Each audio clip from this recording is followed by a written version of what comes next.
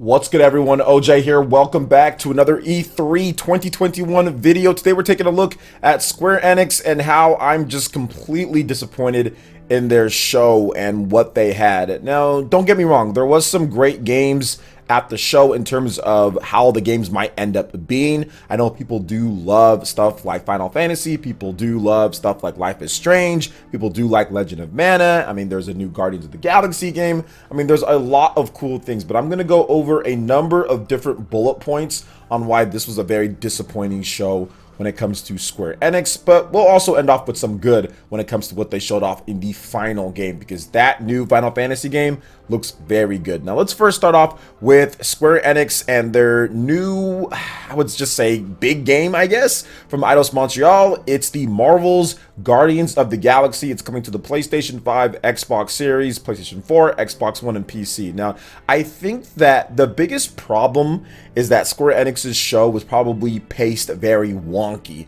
It was paced at a way to where you're thinking they're spending a little bit too much time on this said game, and it started off with this game right here. They went through a lot of stuff with this. They had like a trailer, then they had like literal like dialogue options. The game seems like it's a mix of, I would say, like Marvel Avengers, kind of with the combat, but with obviously different tone. It's not exactly like that. The systems are different, I know that, but just kind of that feel when it comes down to it. But then also mixing it with like Mass Effect style dialogue options and consequences. So I mean, I think on paper that's a good idea, but then when you start actually seeing the game in motion, when they started showing more gameplay of it, it looked very chunky. Now there was some frame rate drops, which is to be expected. The game is still not quite ready to go, and that footage that they showed us probably wasn't anywhere near like the complete final of it, so they still have some time. It's coming out later this year. I mean, it's not going to be out like this summer, it's going to be out in the fall. Let me get the exact date for you guys just so we know exactly what we're dealing with here. So yeah, the game is going to be dropping on October 26th, so we do have a number of months left, but still, to see that kind of choppiness in the game is still kind of and the enemy designs in terms of what they were showing off did not look anything crazy. I mean, they didn't show off anything like a super boss battle or something like that, which I understand maybe they don't want any spoilers, but it just seems such a weird type of thing because you can't switch characters. You can only use the main character, the Star-Lord guy. I mean, you can only use him. You can't use Grimoire. You can't use, like, I wanted to use her. She's awesome. She's like my favorite, you know, Guardian of the Galaxy. I'm not really liking the other characters. At least I don't like the other characters as much. I like her, and I can't use her. She just comes in like with assists, and they just kind of like AI. So it reminds me of like Final Fantasy 15 when that game first launched, and it's like, why can't I actually use any one of these other characters? Why am I only using Noctis? And then they added an update to where you can actually use the other characters as more than just support or other types of characters with AI in there. So to me, that already just rubbed me the wrong way of not being able to switch characters. Then on top of that, you have like the gameplay that just looked kind of chunky. It didn't look fluid. It didn't look fast and exciting or exhilarating. It just looked a little bit kind of like worse than what we've seen like Mass Effect 2 or something like that, you know? And that game's awesome. That game plays really good, but like, man, I'm just not so sure about this game. So like, that was like the first strike. Now, could it still be good? Yes. It's not a live service game. It's not an online multiplayer. It's not, you know, passive multiplayer. It's not any of that, at least not that we know of at this point. It's a straight up single player action RPG with dialogue options and consequences and story elements, which is good. That's not a bad thing. So I mean, there was that, but then like it just kind of like went downhill, but that took way too long. Like the pacing of that was just bad. But then they did like Legend of Mana, which is great. I mean, Legend of Mana is awesome. They've already shown off that game a number of times. I'm looking forward to playing it. Cool, but I think this is where things just started to get like really bad, and everyone's like, oh no, here we go, this is going to be not good, because then they start showing off a bunch of mobile games, and then they get to a part where like, okay, Final Fantasy 1, Final Fantasy 2, Final Fantasy 3, Final Fantasy 4, Final Fantasy 5, Final Fantasy 6, now with HD pixels and all this type of stuff, Pixel Remaster series, where it's actually remastered. It's not just a straight up port of the game. And guess what? Everyone's thinking Switch, PS4, PS5, Xbox, whatever the case is, on the go Final Fantasy. Nope, PC and iOS. PC and iOS for these remasters, and pretty much just like, this is like the perfect game for Switch. Now, could it still come to the platform? Sure. it can still come at some point, you know. But from what I understand, there was no release for these, or maybe they're already coming out soon or whatever. I don't know. But Pixel Remaster for Steam and mobile only. I mean, that's like the two like platforms I don't want to play those on. I don't want to play it on PC. I don't want to play it on mobile. I want to play it on my Nintendo Switch, just play it on a system. So I don't know, man. It was just meh on that one. And then you have to just keep going here. A game that I know I'm super excited about, which is Babylon's Fall. It looks really cool. It looks like a Devil May Cry type of game, near whatever, you know, like that action RPG, Astral Chain, stuff that Platinum Games is known for. And then you start looking at the game, and it starts looking kind of weird. The character designs look kind of weird. The graphics look kind of weird from what they showed before. Then all of a sudden you see multiple characters just start running around in one environment, and they start talking about hack and slash. Then they start talking about live service. And it's like, the game can still be good. I'm pretty sure the game's going to control well. It's going to be fun to play. I'm pretty sure it's not going to be, you know, bad or anything like that.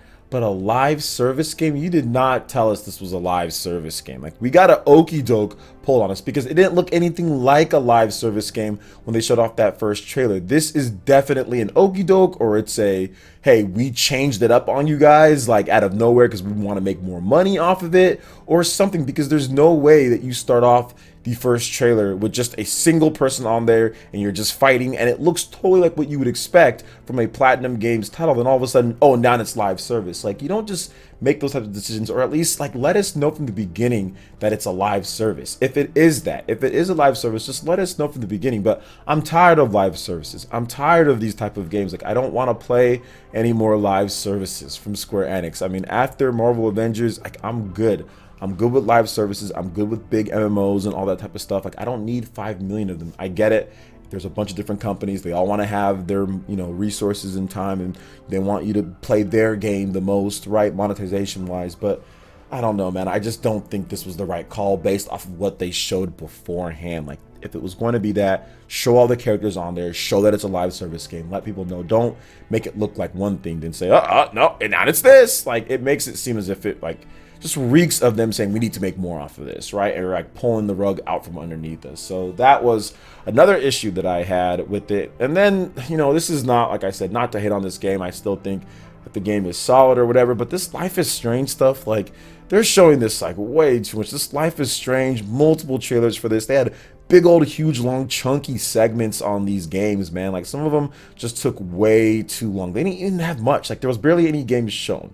And it just seemed like they're just, this Life is Strange, man. Like, it seems like the most boring game to show up. I bet it's fun and it's interesting. Like, when you play it, I play a little bit of it. It's not my type of game, but they're spending way too much time on these. On these Square Enix Presents, they'll spend 15 minutes or like 10 plus minutes on Life is Strange. And this one, they just showed us a little bit more of the same thing. You're the girl, she has her little power and stuff. So to me, it's like a little bit too much at this point, you know? I think it's a little bit too much with this Life is Strange. And just please let this game come out, and just so we can be done with it. I guess if there's more seasons and stuff, but just let it come out.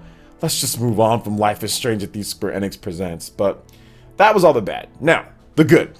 The one really good thing, which, to be honest, and to be fair, I guess, out of all of E3 so far, nothing has made me jump out of my chair. I mean, the Microsoft, we're going to talk about that in a separate video, but Microsoft show was great. I think it was a good show. It wasn't necessarily for me, but I think it was a good show. But nothing really made me jump out of my chair on anything. Like Ubisoft, any of the shows that I've watched. This was the announcement for me, at least. And yes, I know people think the graphics suck. Like, I get that. Before anybody just starts killing me for the graphics and all that, I get it. People don't think it looks that good. Whatever. PS3 game, early PS4 game, whatever the case is, not a PS5 game, okay. But the game itself looks and plays amazing. Based off of the demo that's been released, based off of what I've seen from it, it does look really cool, like it's going to be a ton of fun. This game, Stranger of Paradise, Final Fantasy Origins. So I mean, the fact that, you know, this game is kind of going back to the roots, and it seems like it's going to be one of the first, you know, Final Fantasy games that's out there. Team Ninja action game. I mean, obviously Team Ninja is not known for their technical prowess when it comes to graphics and all that. Neo is not the best looking game out there on the PlayStation 4 and all that type of stuff. So like, I get that, but at the same time, it made me kind of jump out of my chair with the action in the game. Now, are the character designs a little bit generic for the main character? Yeah. Maybe a little bit generic for the main character and stuff. Like, I get that, but at the same time, man, this action RPG from what I've played and from what I've seen, man, it is hype. So there is a trial version. You guys can actually go out there and play it. Square Enix maybe didn't do the best job of talking about that, but they just said, hey, there's a demo, but they didn't say when. But yeah, you can actually play it from now at this point. You know, as of the time that I'm recording this video, it's June 13th. You can play it from now on PS5 to June 24th at 7:59 p.m. PT / 10:59 p.m. ET. And then there'll be a survey to follow from June 13th to June 30th, and accessible from the main menu screen, so you can kind of give them feedback based on what you've seen. And from what I've done, oh my goodness, I am excited for this game. I do think it's going to be a good game, but that was like the one highlight of the show. And unfortunately, you just can't have like one big highlight and all the other disappointments. And the pacing, like I said before, I alluded to this before, the pacing was just terrible. If anything, spend more time on this game. Spend more time on Final Fantasy Origins than you did with some of these other games, you know? So for me, the pacing was bad.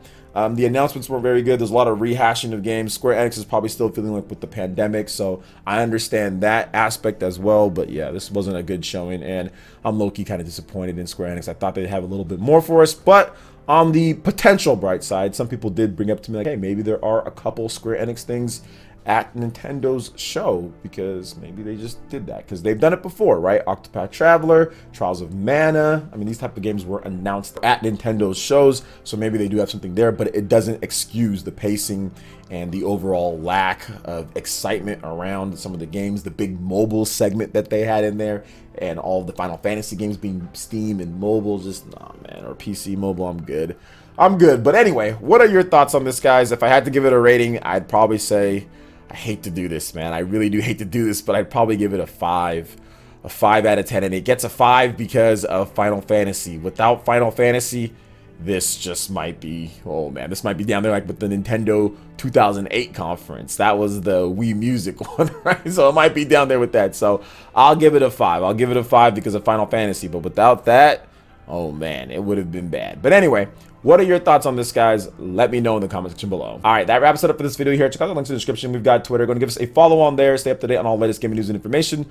Also, make sure you like, comment, and subscribe, and share this video if you can. Thank you guys so much for watching. I will catch you for the next one. Peace.